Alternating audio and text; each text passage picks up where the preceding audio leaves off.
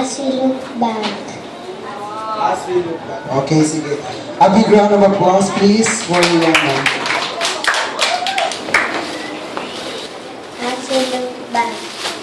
The school year has ended, a very fruitful one.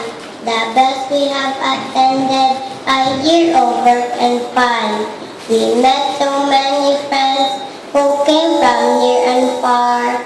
We tried to make amends for wrong things we had done. We learned to write and spell, to experiment and draw.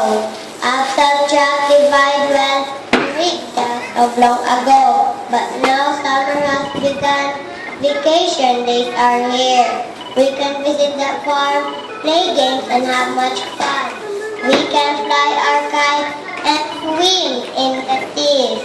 We can stroll on moonlight nights or stay in bed as we please.